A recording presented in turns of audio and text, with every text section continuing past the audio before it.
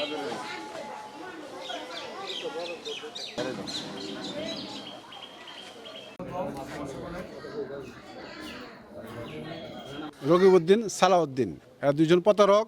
বিভিন্ন জায়গায় এদের এই কুকর্ম, বিভিন্ন জমিনে এরা এই কাজটা করে এবং টাকার দ্বারা এরা বিভিন্ন আয়, বিভিন্ন বিচার এরা চেঞ্জ করে ফেলা দেয়। আমাদের ব্যক্তিগত আমাদের কালো এরা টাকা দিয়ে বিভিন্ন রায় এরা চেঞ্জ করে ফেলা দেয়, কিন্তু আমাদের অর্থ কম, এই জন্য আমরা ওদের সঙ্গে পাই না। স্থানীয়ভাবে অনেক প্রভাবশালী। যমুনা নদী 10 বার ভাঙ্গার পর অতি দুঃখে আমি এই জমিটুকু নিয়েছিলাম। নিয়ে আমাকে 4 বছর থেকে এরা যেভাবে হরণ পেরানসি করাতে আছে, আমারও তো অর্থ সম্পদ নাই যে এই বিচারে অন্য লোকে আমি টাকা ঘুষ দিয়ে আমি বিচারে রায় করব। যেদিকে যাই সেদিকে আমার অন্ধকার। যেভাবে আমাকে ঘোরাফেরা করাতে আছে, ওনার বাবা হিসেবেও মানছিলাম যে আপনি আমার বাপের মতো, আপনি দয়া করে আমাকে এটা সংশোধন করে দেন, কিন্তু তবুও উনি দেয় নাই। আমাকে ঘোরাতে আছে কোর্ট কাছারি পর্যন্ত। আমি মেয়ে মানুষ ওখানে যা আশা করি। আমি একজন নিরীহ মানুষ, আমি এত টাকা কই পাই? আমি উকিলের খরচ কোথায় থেকে দেই, আমি গাড়ি ভাড়া কই থেকে দেই, আর এনে দৌড়াদৌড়ি আমি কিভাবে করি। আমি 5 শতাংশ জমি রকিবউদ্দিন ও সালাউদ্দিন গঙ্গের কাছ থেকে ক্রয় করি। আমার দলিলটা লাস্ট সিরিয়ালে পড়াতে তাদের যে হিস্সা অনুযায়ী এবং ক্রয়কৃত জমি, সেটা থেকে আমার দলিলটা টিকে না।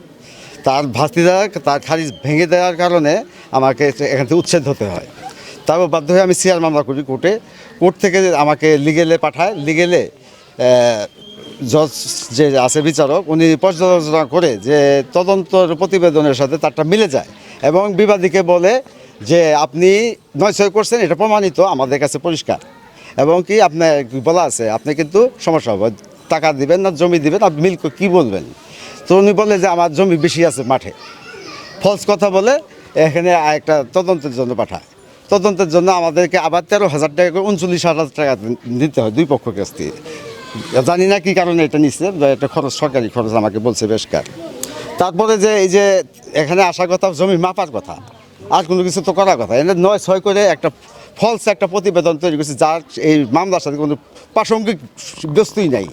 এবং কি বিআরএস রেকর্ড মূলের যে মালিক রকিবউদ্দিন, ওনার ছেলে বানায় ফেলছে আমাদের এই রিপোর্টে। এটা রিপোর্টে ভিত্তিহীন, এটা আমরা এটা একদম ওয়েস্টেজ রিপোর্ট। এটা আমরা চাই ন্যায় বিচার।